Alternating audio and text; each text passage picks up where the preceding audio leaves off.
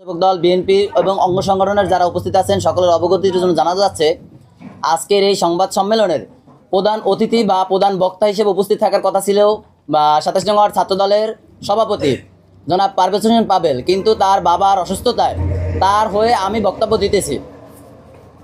বিসমিল্লাহির রহমানির রহিম। আসন্ন ত্রয়োদশ জাতীয় সংসদ নির্বাচন, ধানের শীষের প্রতীক জননেতা অ্যাডভোকেট মুজিবুর রহমান সরোয়ার ভাইয়ের নির্বাচনী প্রচার আনুষ্ঠানিকভাবে ২২ জানুয়ারি থেকে আমরা বিশেষ করে ছাত্রদল উৎসবমুখর পরিবেশে শুরু করেছিলাম, যা ২৪ জানুয়ারি পর্যন্ত চলমান ছিল।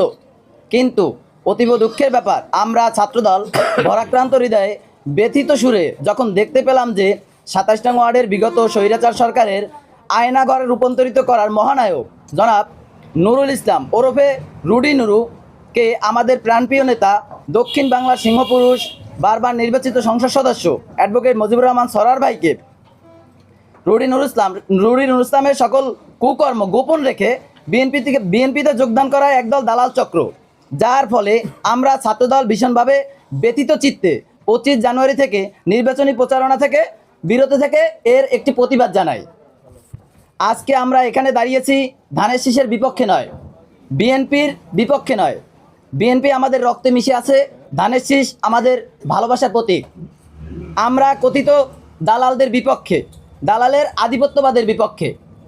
আমাদের দাবি হচ্ছে, বিগত দিনে যে আমাদের উপর অত্যাচার নির্যাতন চালিয়েছে, আমাদের ভোটাধিকার হরণ করেছে, নিশিরাতে ভোট চুরি করেছে, আওয়ামী লীগের সকল অপকর্মের নেতৃত্ব দিয়েছে, যিনি ক্ষমতার অপব্যবহার করে জোরপূর্বক মানুষের জমি দখলে নিয়েছে, এমন একজন ব্যক্তি ধানের শীষের নির্বাচনী প্রচারণা দলের জন্য হুমকি স্বরূপ।